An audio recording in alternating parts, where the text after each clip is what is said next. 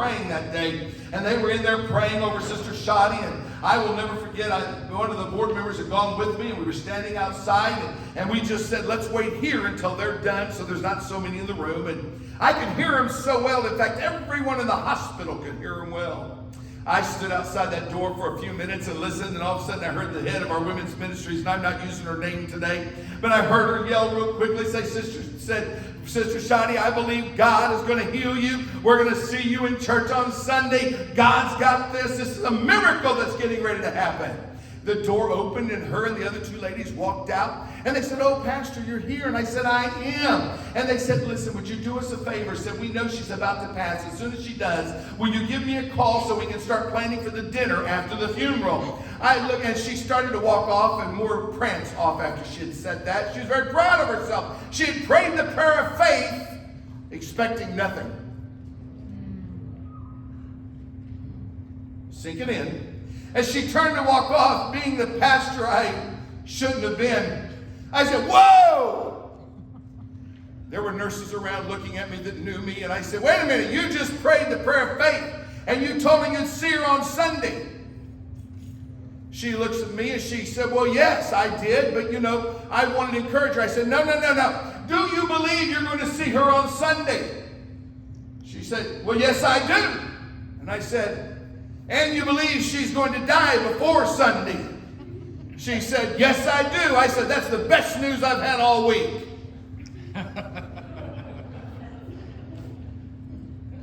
I'm going to let some of you get it. She said, what? And I said, well, if you know she's going to be in heaven and you're going to see her on Sunday, praise God, I know where you're going to see her at. They didn't want me very long. Oh, I shouldn't say that. The church grew like crazy. We saw God do many miracles and signs and wonders happen. But it was because we reached a point of expecting God to do something. I think sometimes in our faith we know that God is going to do things, but yet we don't really expect it. We know the healings are going to take place, but the one place we miss the most is we know that God is a God of provision. And provision is one of the hardest things we have to believe for. We have lived in a world that the church has been struggling under the world's economy, and we've been living according to the way the world is. And we've got to come back to a place that we believe that God is going to do what God said he would do, and that when we have a faith in God, we're going to stand on that faith and believe that we're going to experience what God is getting ready to do. When we begin to believe that way, we understand that God is going to supply to us things that are in two different forms. One is need and one is seed. One is when we have a need, God is going to take care of it. How many of you say amen to that? But when we need a seed that we're going to plant because we're expecting a bigger harvest, God also is a God of seed. He gives to you what you need to plant so that you can experience a harvest at a greater time. When the church comes back to this point, we're going to understand how God is getting ready to do things in our churches that is beyond our wildest comprehension. Jesus turned the water into wine, and I love that story because they had ran out of wine, and his mother came to him and said, hey, can you do anything about this? And he said, it's on my time. She said, come on, get with it. He didn't just make a bottle. He filled them all and filled it all, because when he does something, he does it big. How many of you notice that? God is not a God of simple things. He's a God that's going to finish what he started. He's going to make it full within our life. Let me put it in Pentecostal terminologies. He's not a God of a one-plate dinner. He's got the buffet set up. And when he says, I got the buffet set up, he said, I'm going to give you an opportunity to step up to that buffet and experience what I'm getting ready to do. When we understand that, we understand that he understood all these things because he knew he had a task at hand. After he turned the water into wine, his ministry began to expand, and we began to look at the different times. I think the most important time that we ever see that he showed what he could actually do was in the feeding of the 5,000 and the feeding of the 4,000. He reached a point that both of those times he needed a sovereign miracle to take place. He needed something to happen. Jesus had just received his word from John the Baptist, and I think this is important here because when my text said they went and told Jesus, they went to him and they said, listen, we need to tell you something. And he was probably out on the mountain. He already knew what was coming, but they told him. They said, John the Baptist was just beheaded. You need to get a grip on what happened right there. When they told him this, what they said was the one who came to help you, the one that was going with you, your cousin, your person who was there with you, that one that loved you, that one that stood with you, that one that was there with you, he is no longer there. I think sometimes we miss this point because we think Jesus is just God, and we forget he was fully God and fully man. And as fully man, I think he hurt. I think he grieved. I think there was pain in his heart. I think he went away and wept. I think he cried. I think he hurt because he knew that John had died serving him and loving him and died because of him. And yet they come and told him, said, hey, listen, I need to tell you something. Said, your cousin, he's gone. And he went away to hide and to cry. I think it's really interesting when you look at the scripture, you begin to go through this, because in Matthew chapter 14, it had talked about Herod's birthday coming, and then we talk about this all the way down through there, and they went and saw. But in 14, in verse 14, it was just quite interesting to me that the word said that he went ashore and he saw the great crowd, and he had compassion on them, and he healed their sick. In other words, healing, get ready for this, healing was not something that was just a happen chance or something, healing was not something that was going to be supernatural. Healing was supposed to be something that was just, yeah, okay, let's heal, let's get it done. Healing was not something of just a major miracle. It was like, yeah, okay, yeah, we'll take care of that. I think we miss it on this point, and I'm going after some things here because I want to get this so I can close this out. I think sometimes we expect healing to be such supernatural miracles. Get ready for this. We think it's such supernatural that it's a big deal to God. I got news for you. He created these bodies and he heals these bodies. Yes. Yes. Come on now. And I think sometimes we don't expect it because we haven't been seeing it. And we haven't been seeing it because we haven't been expecting it. But when we lay hands on the sick and we pray for them, I think God's up at him and said, okay, that's an easy one, that's an easy one, that's an easy one, that's an easy one for me. That's something easy for me. I said I was going to do this because Jesus went away after he had heard all this. He had compassion on the people, and he just went ahead and healed them all. Okay, I'm going away. I've got to get away. I'm hurting inside, but I got to get away. But go ahead. Hey, here, let's just heal them all. It was just something he just did. And he went to the shore, and it's funny how that just happened. But it said that he went to a desolate place. He said, the day's over, and then he said this, tell the people to go take care of themselves. There was something different happened here. Walk with me. He had gone from the point of saying, healing is simple and that's what we're going to do, to where they said, the people are hungry, how are we going to feed them? And the disciples come up and they said, listen, we've got this problem that we don't have any food to feed people, and he's talking about provision right here. We don't have any way to provide for them. And they said, listen, the place we're at here, it's gone, the day's over, so Lord, what are we going to do? Tell them to go away and by themselves. And so many times we think that God is not going to supernaturally bless us. Get ready, because God's getting ready to do something in this house. I think sometimes we miss the point that we don't think God's going to supernaturally bless us. So we tell the world we can only do what we can do. I've got news for you. We're not about to do just what we can do. We're going to do what God can do. Yes. And when we begin to set our sights on doing what God can do, the story gets a whole lot bigger. Yes. I got called into a meeting the other day, and in the meeting, they were telling me about Global University trying to put pastors in India through Bible college. And they were saying, we don't know how to do it. We're going to have to give up on this because we can't get them all through there and because we can't get the money. And I said, well, okay. I said, tell me what it is. They said, well, we don't have enough money. Now, that to me is like saying, here's a bum singing. Because if you tell me we don't have enough, that means it has to be a God thing. How many hear me? Yeah. Some of you get with me here. Yeah. Some of you need to hear this. If I don't have enough, that means it has to be a God thing. That means I have to trust God to get this done. Yeah. And I looked at him and I said, well, I know how much Bible college costs. I know what college costs. Trust me, I know what college costs. And I said, well, how much is it to put someone through Bible college in India? They said, oh, Billy said, it's $100. I said, huh? They said, yeah, it's $100, but they don't have a Bible. And so I went over and talked over at the Fire Bible, and I said, how much is it here? And they said, well, the Fire Bible's $50 to get this done in Hindi, so we can make a Bible for them for $150. We can put somebody through Bible college. And I looked at him and I said, and you're doubting that God can do that? Boy, it went quiet right there.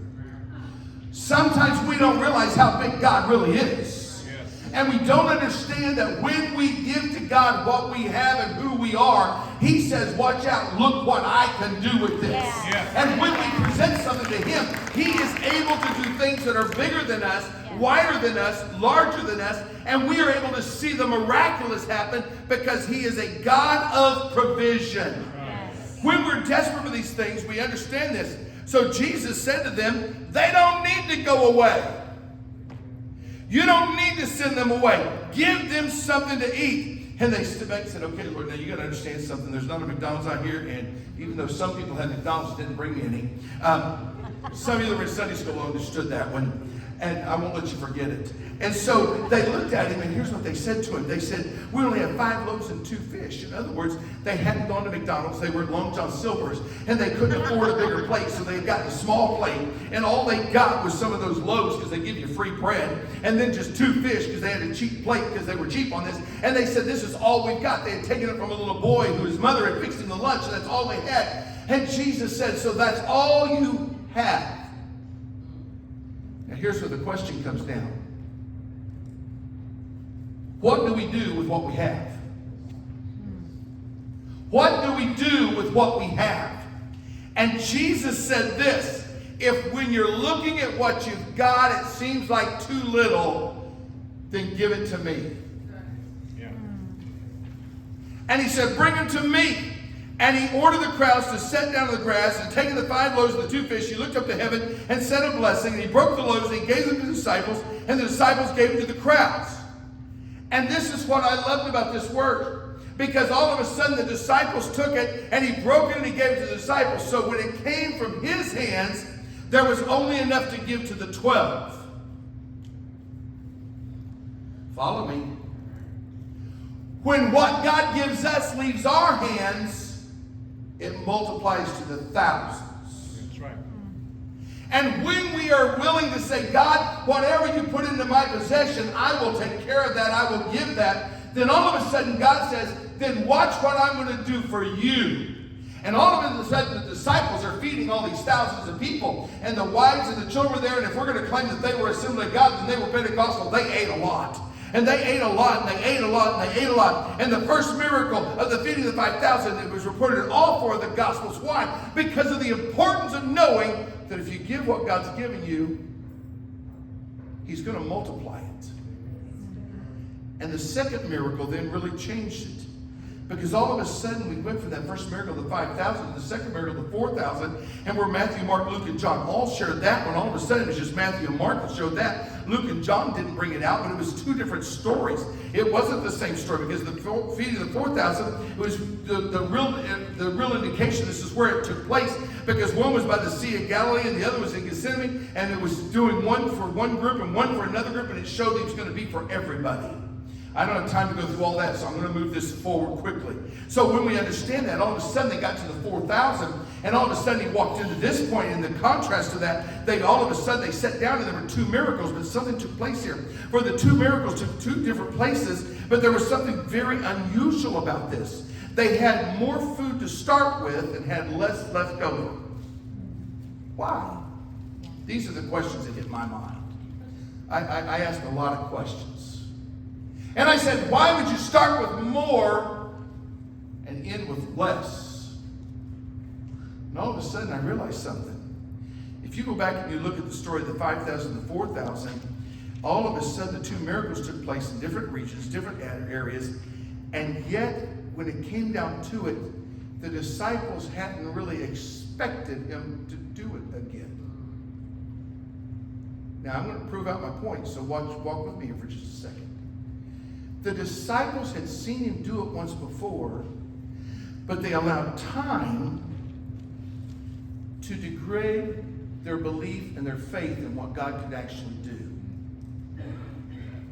And when you allow your faith to diminish and you allow yourself to doubt that God can do it again, follow me right here, this is important. When you allow yourself to think, well, he did it once, but I doubt he'll do it this time, you're limiting your faith, and it's your faith that lights God. And all of a sudden it says, what's the question here? The question was that the disciples were asking one simple thing. Do we have enough to trust God? And when I began to look at that, all of a sudden I said, the key to it all was understanding what it is to be satisfied with what we have and allowing God to be God to the world around us. And how do we know that we have plenty for God to do what he said he would do with it?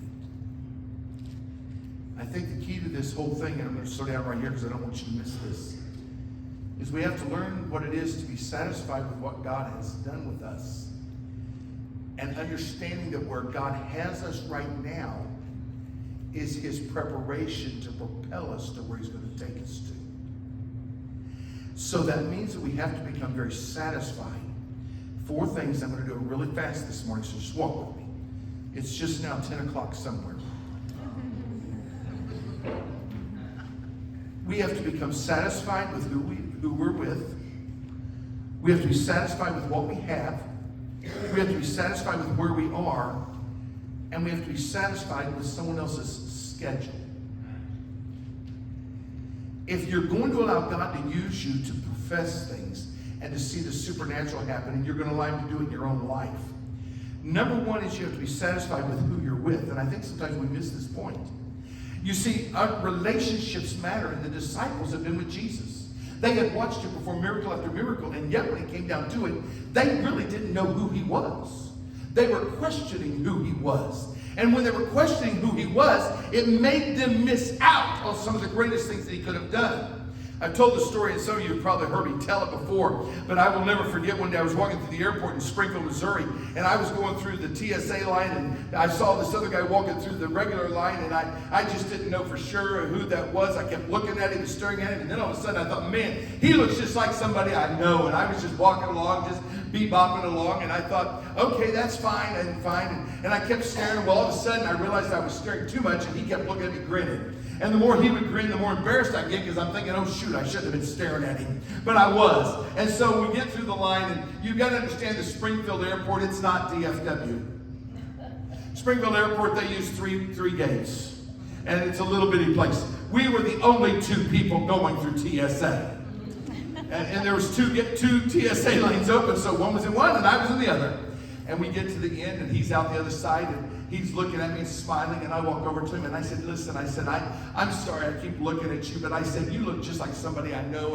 And he said, I do. And I said, yeah. I said, has anybody ever told you, you look just like Rabbi Jonathan Cahn? And he looks at me and said, you're kidding. I said, no. I said, do you know him? He said, yeah, I know him really well. I said, you do? He goes, yeah, I am him.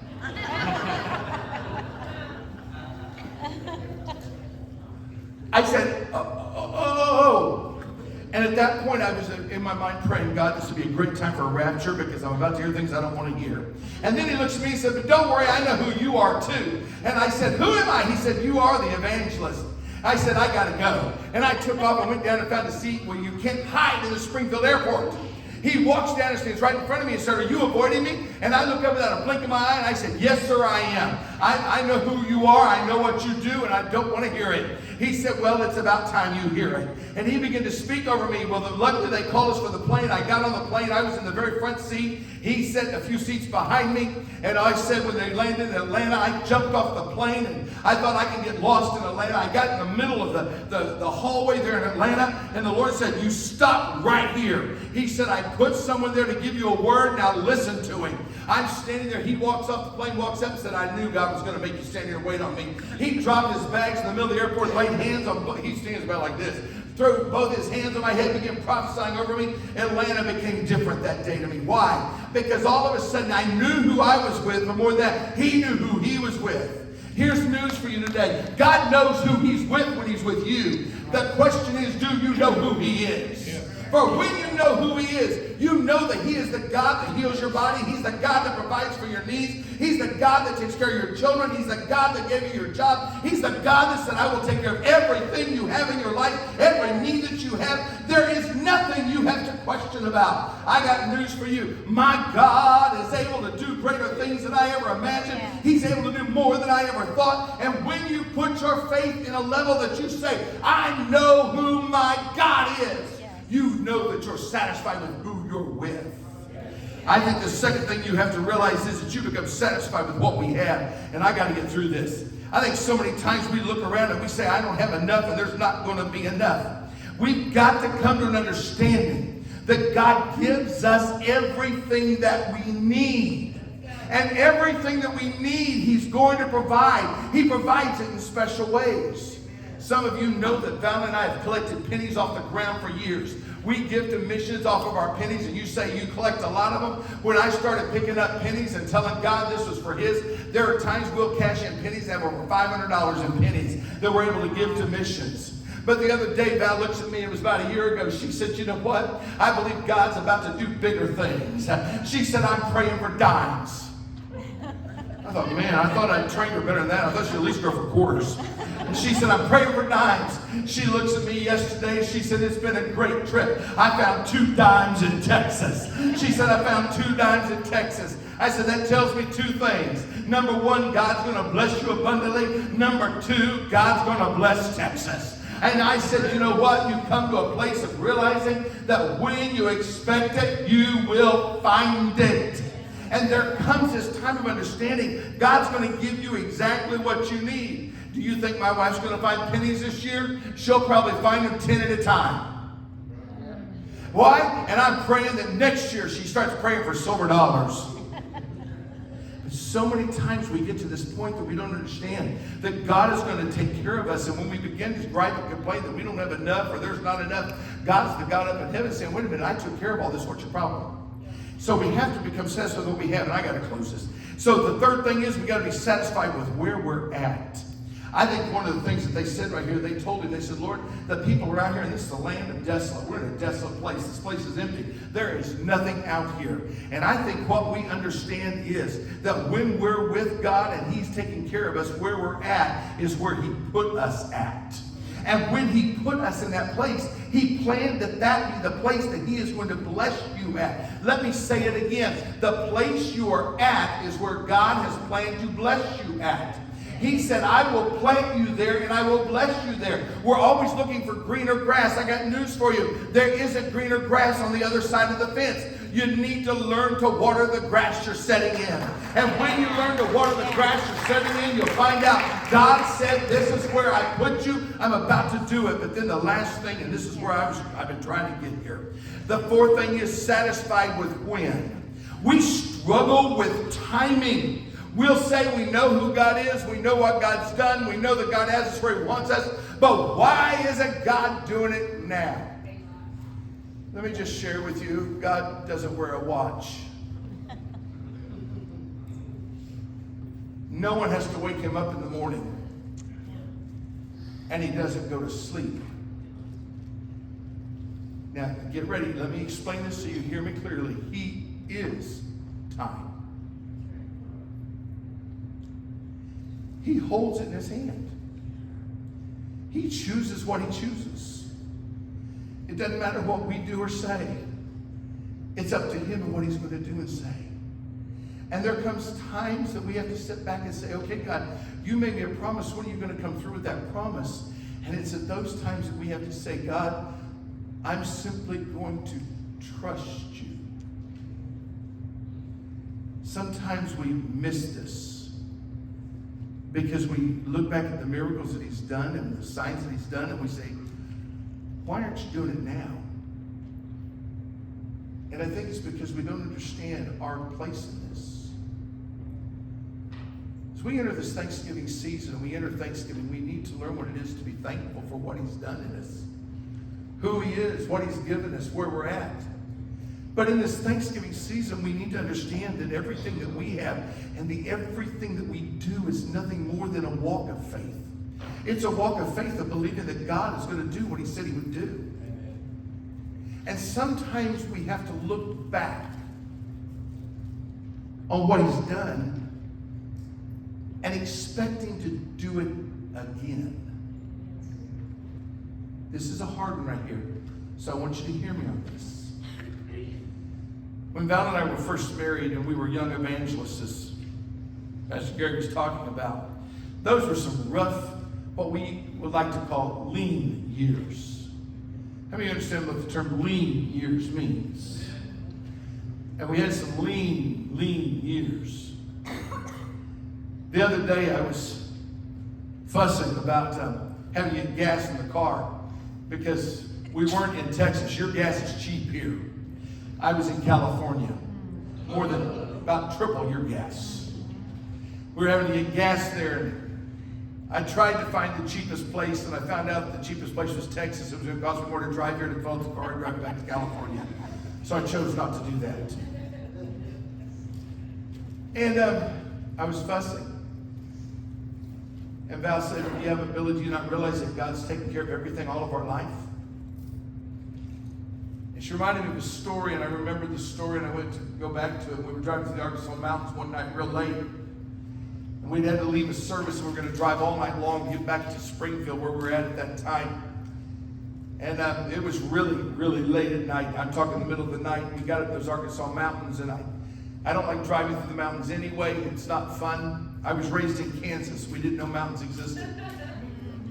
She got that one quick. Thank you. And I'll never forget it. Val said, Billy, how much gas do we have? And I said, well, I didn't want to tell you, but it's below empty. She said, Billy, there's not a gas station out here. There's nothing open. I said, yeah, I wasn't going to tell you that either. She said, what are we going to do? I said, well, I'm driving and you're praying. She said, what do you mean I'm praying? I said, well, honey, it's either you're praying or you're walking. And she said, why am I walking? I said, well, I want to stay here just in case I get gas. I can drive on and find you. And she, at that point, told me if I walk, I ain't coming back. But I sat there for just a moment, and I said, what are we going to do? And she said, I'm going to pray. And I literally pulled over the side of the road, and we joined hands, and we prayed. And she said, now start driving. We had about 3 hours left to drive. She said, start driving. And I drove, and I drove, and I drove, and all of a sudden she began praying in the Spirit. And I drove, and I drove, and I drove. The gas went totally past the E. It was clear down at the bottom, and we didn't even have a spurter going on with that thing. That car just kept right on running. It kept going. We were trying to get to my grandparents' house, and they lived right outside of Springfield, and we pulled into my grandparents' house, and I will never forget, we pulled through the driveway, pulled into the parking spot, and the car died. She looked at me and said, did this just happen? I said, no one's ever going to believe me, but Valerie, did it happen? And she was like, I don't believe this just happened. I said, I don't believe this just happened either. Even if the car was full, I couldn't have gone that far. And yet, I wonder where I'm at this year. Do I still believe that God can do it? So let me wrap up this atrocity of a sermon.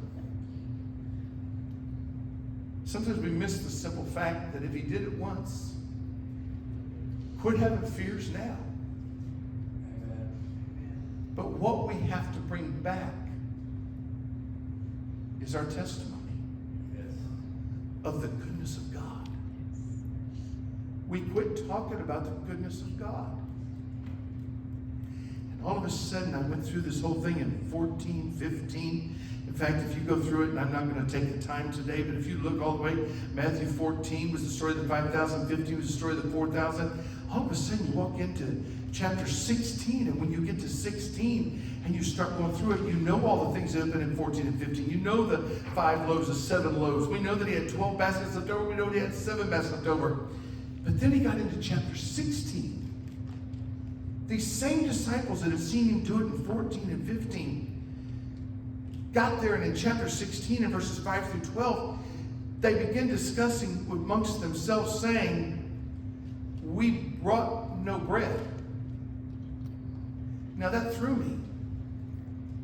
Now wait a minute. In 14, you saw him feed 5,000 people with the bread. And 15, you saw him feed 4,000 with the bread. And you get to chapter 16, and you showed up with no bread? You showed up with no bread? And they begin discussing among themselves, saying, we brought no bread. And Jesus, aware of this, that's a key word here, said, oh, you of little faith.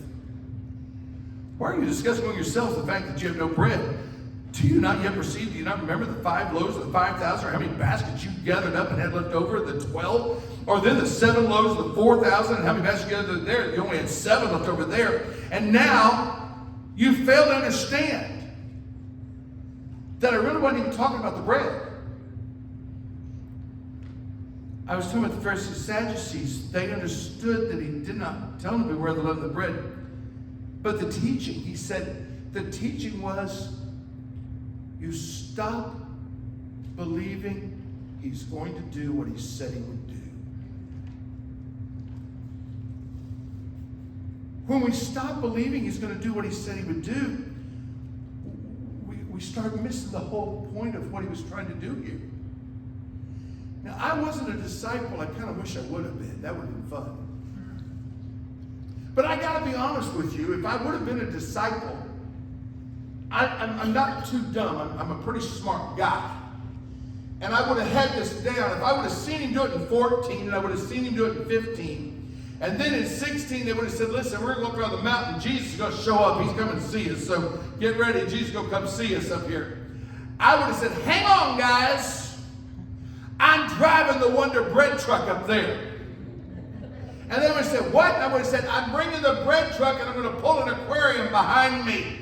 I'm on my way to see Jesus, and if I know what he did there, and I know what he did there, I know what I'm going to expect him to do now.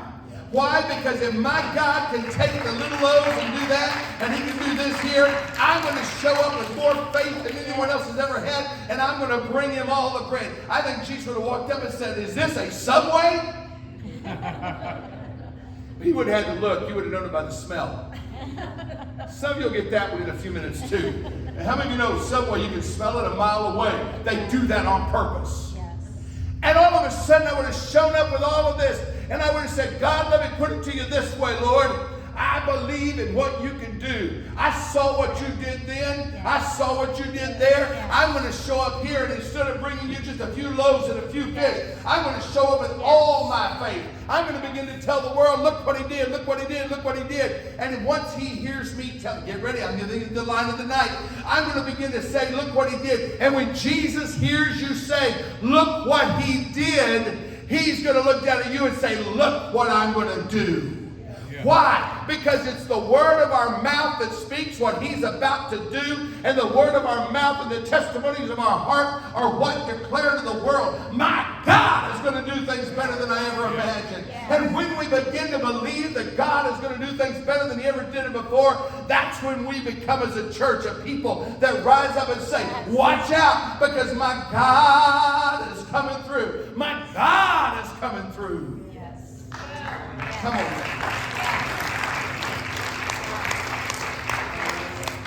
I'm going to close it with this story, and I've never told this, so I'm going to do it anyway. Last March, we went through a really tough time because my stepdad, he went to the doctor saying that his blood pressure, or truthfully, letting the whole story truthful, they're 88 and 89 years old, my mom and stepdad, and his blood pressure's crazy. She called my sister, said, his blood pressure's really high. I'm just going to give him 3 of his pills tonight. And my sister said, please don't do that because we don't want him dead. And so he had multiple surgeries last year and all kinds of things. Went to the emergency room to get a shot to take care of the blood pressure. And the little emergency room doctor did some tests on him and come back and said he has stage 4 non-smoker lung cancer. He's been given a year. It's part of the reason we're all getting together Thanksgiving. But my stepdad has a real problem. He's been going around testifying of his healing. And the last doctor that did a PET scan said, well, there were 4 major tumors. 2 of them are still the same, and 2 of them for some reason shrunk. And my stepdad said, that's all I need to hear. I'm doing good. The other day I called and I said, where are you guys at? And Mom said, you're not going to believe this, but we're at a Baptist church. They asked Joe to come give his testimony, so he prayed for all the sick people. I said, Mom, what was his testimony? She said his testimony was simple. We saw him do it before, so we know he's going to do it again. I said, I'm sorry I wasn't there. She said, why? Would you have preached? I said, no, I would have let him pray for me. Because you give me someone that knows what God did. Yes. And they're expecting to do it again. Yes. I can hear it. I know it's going to happen. I wanted today to all be about missions, and I did, because that's what I do. But 2 days ago I was praying, and the Lord spoke to me. He said, there's some people in that church that I'm really wanting to do some things for, and I'm going to supernaturally bless them. But they're doubting I'm going to come through. And this is the only way I need to bring this home to you. Quit doubting. Start looking back at what he already did. Now, I'm not so dumb as to tell my wife that today when we're driving to Springfield, I'm not going to stop and get gas to see if he'll do it again. Because she'll grab the wheel and pull me into a quick trip real quick. Or, wait a minute, let me phrase it. Buc-ee's. I'm in Texas.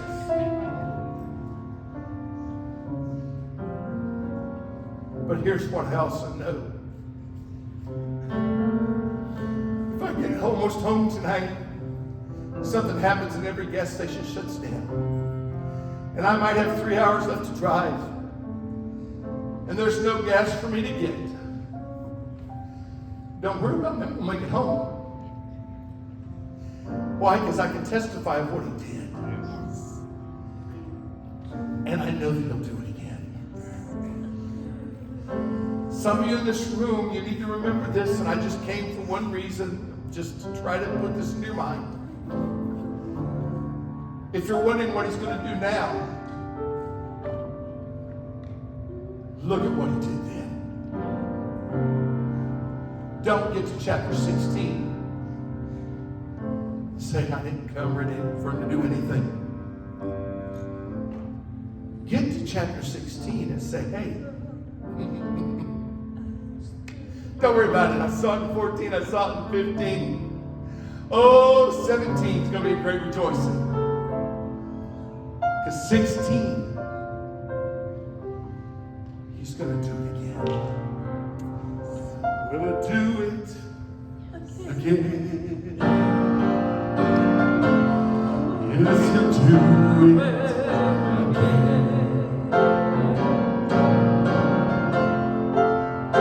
Just take a look at where you are now and where you've been. Always come through for you. He's the same now as then. You may not know how, you may not know when, but you'll do it again. I want to sing one more time just for me. Come on, sing with me now. Will it do it again? Yes, he'll do it again.